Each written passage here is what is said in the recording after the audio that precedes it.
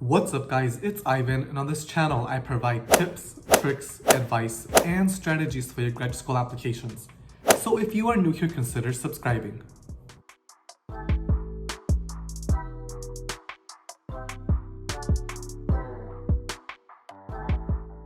In today's video, I have with you a successful statement of purpose for the PhD in Psychology and Social Intervention at NYU. Before we get into the video, I do want to remind you that I do offer a statement of purpose review service, which is linked down below in the description. With this service, I provide constructive feedback for your statement of purpose, that way you're able to polish it up and submit a strong statement of purpose for your graduate school applications. I watched her shuffle into 9th grade algebra class 30 minutes after the bell, exhausted and distracted as she slinked into her chair in the back of the room. I'd been worried about her. She had recently started opening up with concerning stories about her home life, raising red flags for me and my city year supervisor, to the point where 1 week earlier, we had decided to call Child Protective Services to report potential abuse. No one had seen her since. According to the plan proposed by the lead algebra teacher, we needed to catch her up on factoring polynomials right away. For reasons outside of our control, passing the final exam was required for graduation, and the girl's performance on that exam would reflect directly on the teacher and the school. Yet, as her mentor, I knew that she needed something else in that moment. I quietly moved my chair to sit next to her, and for a few moments, we just breathed as she slowly became more present and ready for the day ahead. So as you can tell, this applicant took a storytelling approach right off the bat. Normally, when I advise students on writing statement of purposes for graduate school, I advise that in their introductory sentence or introductory paragraph that they describe their career goal, research interest, and then the school they're applying to and the program they're applying to. But this applicant, in her approach, she decided to tell a story to kind of frame what she's going to talk about later on in the statement of purpose. So as we can tell right off the bat, we have a theme, right? So she's talking about social work and things along the nature of social emotional learning. Even though she does not include that in the introductory paragraph, you can kind of tell what we plan to expect in the future. As you can tell with her story though, is that she went straight to the point. She didn't provide like a whole page full of describing this experience. She went straight to the point. She talked about how she was a part of city year without directly saying like, I was part of city year. Instead, she alluded that by saying that she worked with the city year supervisor, so that was telling the reader that she was part of the city year program and she was a mentor to students in the 9th grade algebra class. She talked about some of the challenges the student faced, in particular how the student opened up about maybe some type of abuse, and that Child Protective Services was called, and how she was underperforming in the math class. I chose this story to introduce my strong interest in pursuing a PhD in Psychology and Social Intervention at NYU to study social emotional learning, SEL, in the school setting. The research is clear that social emotional skills, like practicing deep breathing for emotion regulation, are key components for a child's success at school, home, and in the community. Yet, there is tremendous need to bridge research and practice. I am particularly interested in investigating how to implement and evaluate SEL programs in a way that considers school culture, resources, and student diversity, using mixed methods approaches to integrate quantitative data with participant voices. The PSI program stands out to me because of its emphasis on applying rigorous quantitative and qualitative methods to research questions in prevention, intervention and evaluation, and opportunities for real-world applications through various research practice partnerships. With my experiences as a social worker, researcher, and educator, I believe I am prepared to make significant contributions toward the PSI mission. So in this next paragraph is an example of what I usually preach in terms of your introductory paragraph. So the student states what they want to study. So they want to study social and emotional learning in the school setting. And then they describe the ways in which they want to study that. So they wanted to study that based on mixed methods, quantitative and qualitative research. And they talk about how they want to elevate participant voices. They also discuss why the NYU program is an ideal program for them. So the NYU program, it seems like they focus both on quantitative and qualitative methodology, and that they specifically focus on prevention, intervention, and evaluation, and then real-world application through research practice partnerships. And then she describes a little bit about herself in one sentence. She says that she is a social worker, a researcher, and educator. So as a reader, I'm expected to learn more about the social worker position she held, her experience with research, and then her experience in education. Then I also expect to learn a little bit more about what type of research she hopes to conduct in the PhD program. So as you can tell, this is a strong paragraph because it goes straight to the point in terms of why this program at NYU is ideal for her. I first conducted SEL research as an undergraduate, working with this faculty and her early childhood social emotional readiness lab at the University of Miami. I became curious about the social behaviors I was observing in the Head Start classrooms, from cooperation to aggression. Specifically, I was interested in what sort of influence the teacher could have on the students' social and emotional development in these high-risk communities. To that end, I served with City Year Miami after graduation, where I provided individual classroom and whole school support at an under-resourced school. Many of my students at Miami Southbridge Community High School were struggling with challenges related to community violence, food insecurity. Over 80% of the student body qualify for free or reduced lunch, health and mental health. For example, 1 month into the school year, the algebra teacher and I had the insight that some of the students' low exam scores might not have been due to student misunderstanding the material, but may instead have been due to their inability to see the whiteboard. With the support of my team, I initiated a partnership with the local program to provide free eye exams and classes to uninsured students at the high school. And when 44 students across the school received classes for the first time, I witnessed the transformative power of community-based collaboration and school-based intervention. So in these next two paragraphs, we learn a little bit more about what I was speaking of earlier, right? We learned a little bit about their experience with research.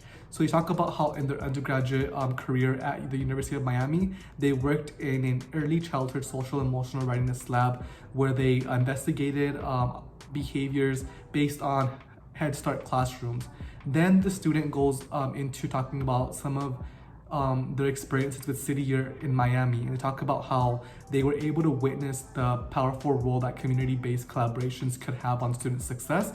And they talk about briefly in a short story of, I think it's like 3 to 4 sentences, how they identified a problem, which was student inability to see the whiteboard, and how they acted on that problem. And the problem and the way that they resolved it was by partnering with the local program to provide free eye exams and glasses, which meant that the students were able to see the whiteboard, and then that's telling me as a reader that they probably increased their test scores, for example. So these are great examples of the student getting to the point and not taking so long to explain a story about who these students were. It was straight to the point. We learned about the school context. She gave the name of the school, Miami Southbridge Community High School, and that it was 80% free and reduced lunch populations. So we know a lot with a little bit of context, and that's what I want you to do in your statement of purpose.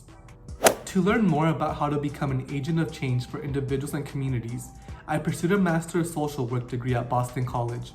As a licensed clinical social worker specializing in child trauma, I continuously advocated for my clients' access to mental health services at school and in their community, navigating the powerful political and economic influences along the way. On a more personal level, I learned to remain curious and listen before jumping to conclusions about another's experiences. Finally, I learned perseverance, that not all of my interventions would work, and that I would often need to regroup, reevaluate the problem, develop new strategies, and try again. As my research interests are nested in real-world interventions, my experience with complex, diverse systems will help ground my research questions and approach. while my curiosity and perseverance will fuel my commitment to research. Concurrent to my clinical work, I saw opportunities to further my research training. I contributed to a range of projects on school-based mental health service provisions with this professor at Boston University.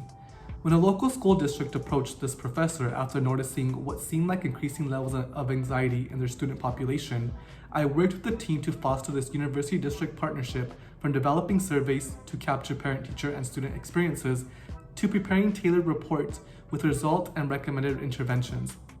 Then, in light of recognizing that many teachers often feel unprepared to address their students' mental health needs, we evaluated an online program that trained pre-service teachers on ways to identify, support, and refer students who might be struggling with their mental health. I communicated our research findings through talks at national and international conferences, and co-authored a manuscript that is currently out for second round of reviews at a peer-reviewed journal. After completing these projects, I committed to doing research full-time. I managed the launch of this developmental psychology lab at Boston University, examining core mechanisms of callous unemotional traits in children.